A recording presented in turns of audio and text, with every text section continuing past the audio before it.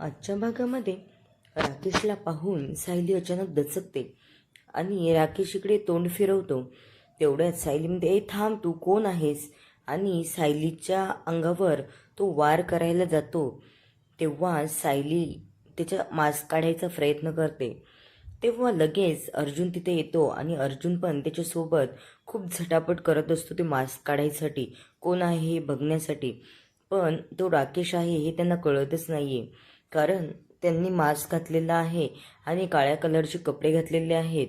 इकडे अर्जुन त्याला खूप पकडायचा प्रयत्न करतो, पण तो अर्जुनकडून पळण्याच्या यशस्वी होतो आणि पळून जातो.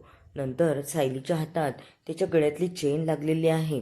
आता त्या चैनीवरून काहीतरी सुगावा लागेल यांना. पण लगेच कल्पनाताई खाली येतात. अर्जुन खाली आल्याच्या नंतर इकडे अस्मिता पण उठून येते आणि म्हणते, काय झालं अर्जुन, तू काय एवढा घाबरलेला आहेस? लगेच सायली, अश्विन सगळेजण तिथे येतात. तोपर्यंत हा चोर बाहेरच्या दिशेने पळून गेलेला असतो.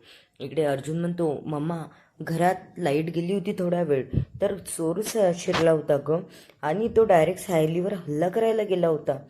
अश्विन म्हणतो, चल दादा आपण बघूया. अश्विन आणि अर्जुन बाहेर येतात बघायला, तर इकडे कुणीही नसतं. तेव्हा ते इन्स्पेक्टर सावंतांना बोलवतात. सावंत म्हणत असतात, अर्जुन साहेब काय झालं? तो म्हणतो की कुणीतरी चोर आलं होतं, बहुतेक मधुभाऊंवर हल्ला केला गेला नाही, त्यामुळे तो आमच्या घरात घुसून सायलीवर हल्ला करतोय. ते सावंत म्हणत असतात, मी माझा एक कॉन्स्टेबल पाठवतो तुमच्या घरावर पाळत ठेवण्यासाठी. इकडे सायली खूप अपसेट झालेली असते. अस्मिता म्हणत असते, बघ ना मम्मा, सायली प्रेग्नेंट आहे ग, आणि कोण शिरलं असेल तिच्या जीवावर, कोण उठलं असेल? इकडे अर्जुन येतो. अर्जुन म्हणतो, बायको तुला काही झालं तर नाही ना, काही त्रास होत नाही ना? मला असं वाटतं हा माणूस कुणीतरी ओळखीतलाच असेल, असं तो बोलतो. अस्मिता म्हणत असते, पण किती विचित्र आहे ना हे सगळं. कल्पनाताई पण म्हणतात, खूप भीती वाटते मला आता या सगळ्यांची. सायलीवर बाबा नीट लक्ष ठेव, आणि रात्री बेरात्री असं एकटा बाहेर जात जाऊ नको, म्हणजे सायलीला आणखी कुणाची नजर लागणार नाही आणि कुणी तिच्याकडे वाकड्या नजरेनेही बघणार नाही. बरं, आता या सगळ्यांचं टेन्शन न घेता चला बरं झोपायला. आता कुणाला झोप येणार नाही, पण झोपावं तर लागेलच ना. आणि सायली, तुझा मूड फ्रेश होण्यासाठी अर्जुनशी थोड्या वेळ गप्पा मार बाळा जाऊन, म्हणजे तुला फ्रेश वाटेल. नंतर अर्जुन आणि सायली जायला निघतात. इकडे अश्विन म्हणत असतो की मम्मा हे काय घडतंय आपल्यासोबत ग? कल्पनाताई हात जोडून देवी आईला प्रार्थना करत असतात की देवी आई, हे आमच्या घरावर असले संकट नको येऊ देऊ. इकडे राकेशचा प्लॅन फ्लॉप झाल्यामुळे तो त्याच्या घरी येऊन खूप चिडचिड करत असतो. तेव्हा सुमन म्हणत असते, काय झालं राकेश? तो सुमनवर पण चिडतो. का ग आई, मी इथे आल्यापासून बघतोय तू माझ्या बाबांचं एकदासुद्धा नाव घेतलेलं नाहीस. सुमन म्हणत असते, काय नाव घ्यायचं तुझ्या बाबांचं? अरे, त्यांनी प्रतिमात्या आणि रविराज काकांचा मृत्यू घडवून आणला, आणि तन्वी म्हणून खोट्या मुलीला, चोरट्या मुलीला घरात घेऊन आले, आणि एवढे सगळे त्यांनी आपल्या घराबद्दल कारस्थानं केले, आणि त्यांचं नाव घेऊ म्हणतोस तू? किती पाप केलेली आहे त्या माणसाने. स्वतःच्या भावाच्या जीवावर उठला फक्त पैशांसाठी. नंतर राकेश म्हणत असतो, अगं पण तुझा तर नवरा आहे ना. सुमन म्हणत असते, अरे तू इथे नसताना मला किती मारहाण केली त्यांनी, हे सगळं तुला माहीत आहे का? तेवढ्यातच प्रतिमा आत्या खाली येत्या आणि ती राकेशला खूप सगळ्या गोष्टी सांगते. इकडे अर्जुन म्हणत असतो सायलीला, सायली कोण असेल ग ते? पण मला असं वाटतं, आपल्याला वाटायचं मधुभाऊंवर हल्ला करणारा माणूस हा मैपतचा असेल, पण मैपत आता आपल्या घरापर्यंत पोहोचणं शक्यच नाही आहे. हे नक्कीच नागराजचं कारस्थान असू शकतं, कारण प्रिया पण जेलमध्ये असल्यामुळे तिला कुणी पाठवता येणार नाही. आणि अशी कोणती गोष्ट असेल की ज्यामुळे तुझ्यावर हल्ला झाला? असं वाटतंय मला की त्या माणसाला असं कळलं असेल की तू तन्वी आहे. हे कारस्थान, हे सत्य आपल्याला कळलेलं आहे, आणि त्याचमुळे त्याने तुझ्यावर हल्ला करायचा प्रयत्न केला. पण आपल्याला आता खूप सावध राहावं लागेल, आणि मी उद्या जेलमध्ये जाऊन नागराजला भेटून येतो की त्याचं काय हालचाल सुरू आहे हे तरी मला कळेल. सायली पण म्हणत असते, हो मला पण प्रियाला भेटायला जायचंच आहे. अर्जुन म्हणत असतो, हो आपण जाऊया मग, आणि चल झोपायला आता. इकडे प्रतिमा त्या राकेशला म्हणत असते, अरे तू तुझ्या आईवर एवढ्या जोरात ओरडतो, तुला माहिती आहे का तुझ्या वडिलांनी काय काय केलं आहे? तर नागराज भाऊजी आम्हाला पण खूप प्रिय होते रे, पण जेव्हा आम्हाला त्यांचे सगळे कारस्थानं कळले ना, तेव्हा आमच्या पायाखालची जमीन सरकली होती. आणि सुमनला तर माहीत झाल्याच्या नंतर त्यांनी एवढा त्रास दिला आहे की सुमन अगदी वेडीपिशी झाली होती या त्रासामुळे. तिला एकतर कुणाला सांगू पण देत नव्हते. आणि जेव्हा ते जेलमध्ये गेले तेव्हा सुमननी हे सगळ्यांसमोर उघड केलं.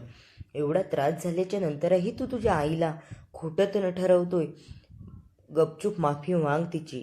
राकेश म्हणत असतो, प्रतिमात्या तिचं मन जिंकण्यासाठी.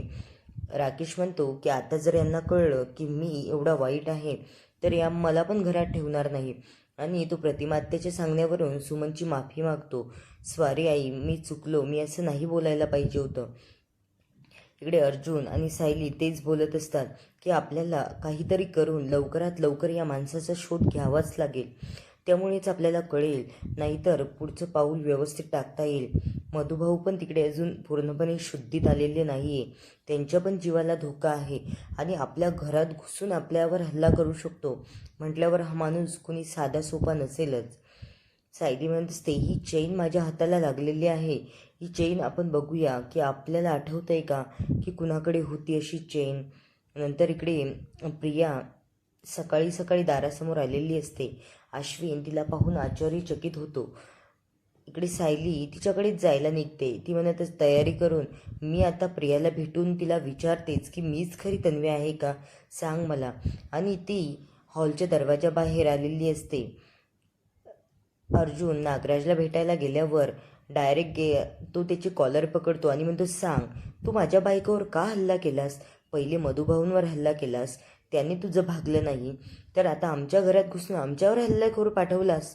नागराज म्हणत असतो, काय रे, काय बरी तयारी करून आलाय सगळ्या गोष्टींची. मी कसला माणूस पाठवतोय? कोण? मी इथे जेलमध्ये खितपत पडलेलो आहे, मलाच कुणी बाहेर काढायला सापडत नाहीये आणि तुझ्या घरावर हल्ला करायला मी कोण पाठवतोय? उगाच माझ्या मागे लागलाय. पहिलेच तू खोट्या बातम्या सांगतो आणि खोटा पुरावा दिल्यामुळे मी तुझ्यामुळे इथे जेलमध्ये अडकून पडलोय आणि आता मी तुझं हे सगळं खपवून घेणार नाही. अर्जुन म्हणत असतो, तू गप रे, तुझे किती डाव आम्ही उधळून लावलेले आहेत ना, हे आम्हाला आमचं माहीत आहे. आणि तू काय सांगतोय शहाणपणा? तुला तर आम्ही आणखी आयुष्यातून उठवू शकतो, पण तू काहीतरी नातलगामधला आहेस म्हणून हे सगळं करत नाही आहे. नंतर प्रिया म्हणत असते, सायली मी प्रेग्नेंट आहे ग. सायली आणि हे सगळे तिच्या जवळ येतात. सायली म्हणत असते, ही शक्यच नाही. कल्पनाताई पण म्हणतात ही शक्य नाही आहे. आता प्रियासोबत एक कॉन्स्टेबल आणि एक वकील पण आलेले आहेत. अस्मिता म्हणत असते, किती खोटं बोलशील ग बाई, आता बाळाचं नाव घेऊन आमच्या घरात घुसण्याचा परत एक प्रयत्न आहे की काय तुझा? प्रिया म्हणत असते, नाही मी खरंच प्रेग्नेंट आहे. हे सगळं मी अर्जुन आणि अश्विनला सांगितलेलं होतं. यांनी का लपवलं तुमच्यापासून मला माहीत नाही आहे. विचारा ना त्यांना मी सांगितलं होतं की नाही. कल्पनाताई म्हणत असतात, हे सगळे शक्यच नाही. तू एवढी खोटारडी मुलगी माझ्या मुलाच्या बाळाची आई होऊच शकत नाही. त्यामुळे तू आमच्या घरात घुसण्याचा प्रयत्नच करू नको आणि आम्ही काही पण केलं तरी तुझ्यावर विश्वास ठेवणार नाहीच आहे. इकडे अस्मिताला खूप भारी वाटत असतं तिची मम्मा अशी बोलल्यामुळे. सायली पण इथे चांगला निर्णय घेते आणि म्हणत असते की प्रिया, तुझ्या ह्या भूलथापांना आम्ही आता बळी पडणार नाही आहोत. तू आमच्या घरात घुसण्याचा प्रयत्नच करू नको आणि बाळाचं नाव घेऊन तर नाहीच नाही. नागराज अर्जुनला म्हणत असतो, अरे तू हे सगळं कुठून पाठ करून आलाय की तयारी करून आलाय मला माहीत नाही, पण मी हे सगळं केलेलं नाही. अर्जुन म्हणत असतो, पण हे सगळं तूच करू शकतो, आमचा तर तुझ्यावरच संशय आहे. आता नागराजला पण विचार पडतो की हा जो बोलतोय हे राकेश तिथे गेला असेल का आणि म्हणूनच हा माझ्याकडे आला असेल का. पण याला आता कळायला नको की राकेश मी पाठवल्यामुळे राकेश यांच्यावर हल्ला करतोय म्हणून. पण हे कळल्यामुळे तो म्हणत असतो, हे बघ नागराज, तो आमचं कितीही वाईट करायचा प्रयत्न कर, आमचं वाईट होणारच नाही. नागराज म्हणत असतो, चल निघ, मी काही तुझं वाईट करत नाही आहे. आणि खाली बसून त्याच्याकडे टक नजर लावून बघत असतो की हा अर्जुन सुभेदार काही केले आता माझ्या मागे लागेलच. नंतर प्रिया इकडे सायलीला म्हणत असते, अगं सायली प्लीज, तूच मला एकमेव अशी सापडलीस की तू मला समजून घेऊ शकतेस. अगं माझा नवरासुद्धा मला समजून घेत नाही आहे. या बाळाचं काय होईल गं? जेलमध्ये खाण्यापिण्याची सुद्धा व्यवस्था नाही आहे आणि रूटीन चेकअपला एक डॉक्टर येतात आणि जातात, व्यवस्थित काळजी पण घेत नाही आहे. अश्विन म्हणत असतो, मम्मा हिचं काहीही ऐकू नका. मी हे सगळं खूप लपवलं की कारण तुम्हा सगळ्यांना हिचा त्रास व्हायला नको. कल्पनाताई म्हणत असतात, प्रिया तू हे सगळं आम्हाला सांगूच नको, आम्ही तुझं काहीही ऐकणार नाही आहे. प्रिया खूप रडते आणि म्हणते, आई आई तूच एकमेव अशी आहेस ग मला समजून घेऊ शकते. मी तुला लेटर पण पाठवलं होतं की माझ्या आईकडे द्या, तिला माझी काळजी नक्की येईल आणि ती मला घ्यायला जेलमध्ये येईल. मी तुझ्याकडे खूप आशेने आलेली आहे ग आई. ती म्हणत असते, हो तू मला पण पहिले आईच म्हणायची आणि नंतर सुरीने गळा कापला आमचा. सायलीला तिचा खूप राग येत असतो. सायली म्हणत असते, तू बाहेर निघतेस की तुला हाताला धरून बाहेर काढायचं आहे, कारण तू काही अशी तशी ऐकणारी नाहीये. अश्विन अगदी डोळे बंद करून तिचं ऐकत असतो. अश्विनला तिची खूप चीड येते सध्या. नंतर अश्विन तिचा हात पकडतो आणि तिला घराच्या बाहेर जायला सांगतो, तरी पण ती काही तिथून निघतच नसते.